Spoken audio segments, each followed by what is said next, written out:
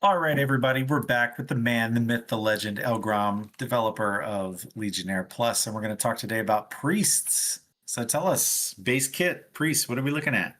Yeah, so not a lot changed in the base kit of Priest. There is one pretty dramatic change, which is Mana Burn is now a discipline-only spell. Holy and Shadow do not get access to it. And that allowed us to put some cool new spells inside of Holy and Shadow and make them a little bit more distinct. Problem, as I see it in Classic, is Discipline Healing Priest and Holy Healing Priest felt a lot of the same.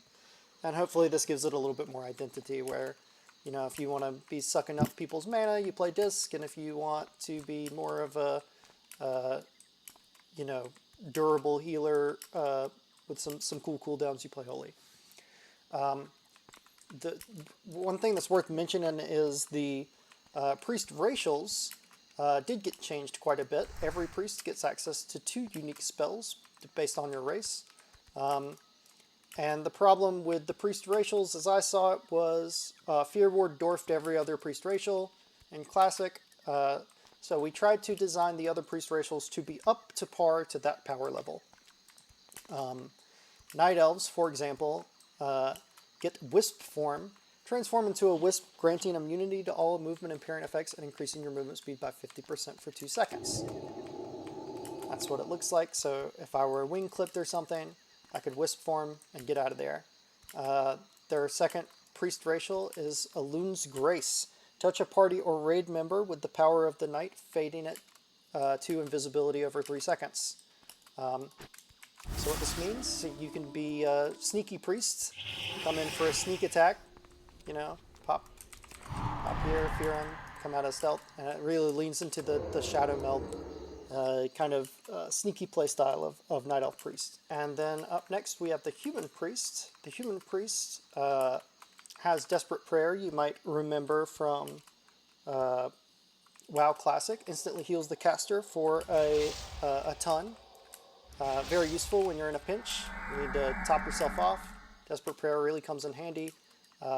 They lose access to feedback, which was not very good in Classic, and they gain access to a spell called Chastise. Chastise the target, causing 278 to 322 holy damage and immobilizing them for up to 2.5 seconds. So what this means is you can root your target, you can get a smite off. So human priests are really incentivized to go that holy route. Not that they can't play other specs, but their priest racial specific abilities really have them to lean over there. Up next we have Dorf. Dorf was notorious for having the most powerful one, Fear Ward. Fear Ward is still in the game, only specific to dwarves.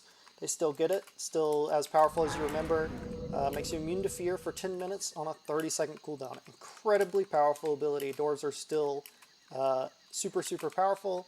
They lose access to Desperate Prayer, that now being a human-only spell, and they gain access to what's called Abolish Magic. Abolish Magic is attempts to abolish one magic effect on an enemy and one more magic effect every 2 seconds for 12 seconds. So if your target has a bunch of buffs on, you pop Abolish Magic on, and you can see it ticks down, removing his buffs over time. So if you really need to purge spam a target, if that's very important, then on a 3-minute cooldown, Dwarf Priest become that much more valuable. Up next is Undead. Undead have, instead of Devouring Plague, they now have Devouring Curse. The difference between these two spells is very trivial, is just classified as a curse instead of a disease that allowed us to take some of the disease cleansing things out of the game to reduce a little bit of unnecessary bloat, as this was the only PvP disease in the entire game. What this means is that mages and druids will be a little bit more on their toes as they try to take off Devouring Curse. And then their last one is actually Worm Shadow. Targets in a cone in front of the caster take a certain amount of shadow damage, and their casting is interrupted, preventing any spell in that school from being cast for 4 seconds. So that means if he's charging up a Holy Fire, bam, hit him with the cone nuke spell, and then he's locked out for 4 seconds. This provides some like offensive capability. It can proc Blackout, can proc Shadow Vulnerability, etc. So very useful playstyles here from the Undead for sure. And last but not least, we have the Troll Priest. Troll Priest have Shadow Guard that is completely unchanged. Just a lightning shield that the Troll kind of puts on the character. It can proc Blackout. The damage return can proc Blackout, can proc Shadow Vulnerability. It's affected by Shadow, increased damage. And then that's the one you all know and love. And then the next one is Hex of Weakness. Hex of Weakness in Classic, it got changed considerably. So it used to be a 25% healing debuff that lasted forever, and now it is on par with Mortal Strike. So it reduces healing effectiveness by 50% and lasts 10 seconds.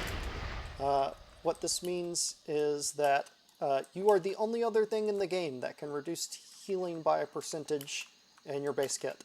So if you're on an arena team and you don't have a warrior, maybe pick up a Troll Priest. They can help you out taking out key targets with that healing reduction. So I think Troll Priest very cool, and I hope to see some more of them in the future. Okay. All right, sweet man. The racial differences look so cool. I can't wait to try some of those out. The undead one especially. I really want to do that. Anyway, tell us about some of the specs for priests. What are the changes? Like what's going on with discipline? Yeah, so Discipline, this was the most powerful PvP spec in Classic, and as a result, we left it mostly more or less the same. The only thing that we did was we shoved Mana Burn in here and took it away from the base class of Priest so that we could do more fun things in Holy and Shadow and buff them as a result. So if you like Discipline Priests in Classic, good news. It's going to feel exactly the same. You're going to be doing the same things. You're going to be mana burning people. All the same numbers are there. You're going to be healing, supporting your team however you can, power infusioning people, right? It's all the same stuff. What is really interesting is when we get into the other specs, like Holy. So Holy, you might notice the main change is Spirit of Redemption and Lightwell are flip-flopped.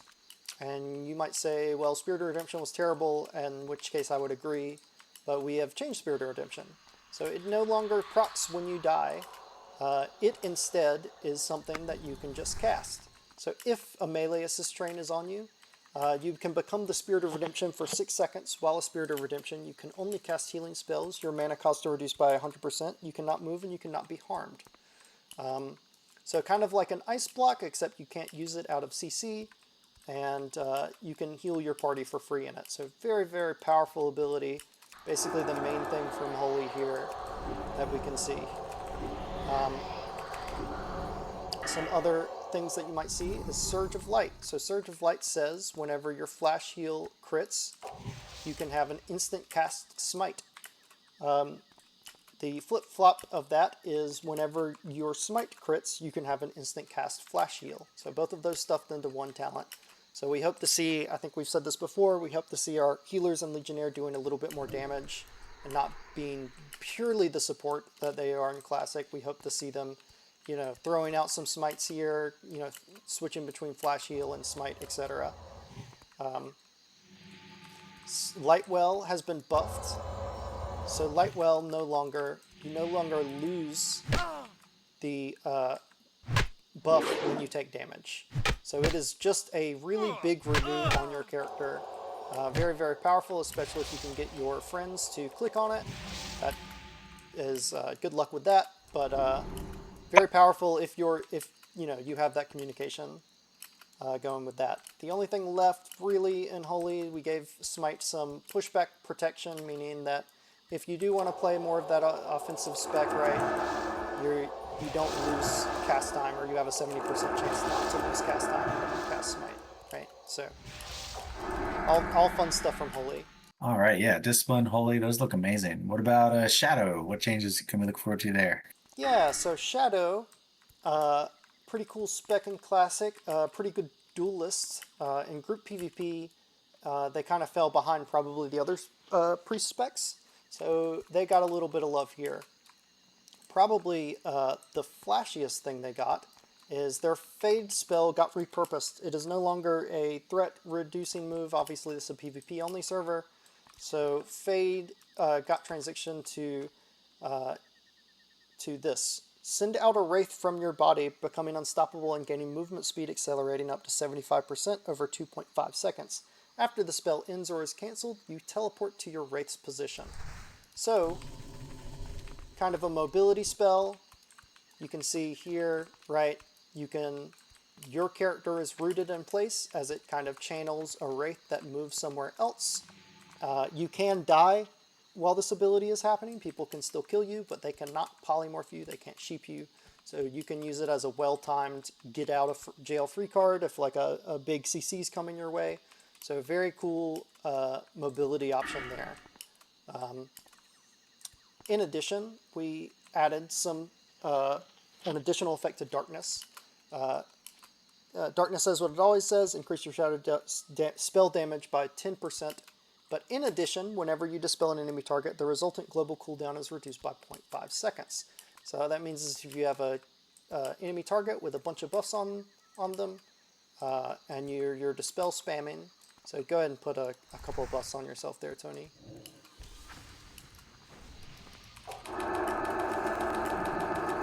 So that's way faster than normal, about 30% faster than normal. So very cool niche there. If you really have to get some, obviously if you're a dwarf, that's even more broken. If there's somebody that has a lot of important buffs that you need to get off, Shadow is going to be your go-to for that.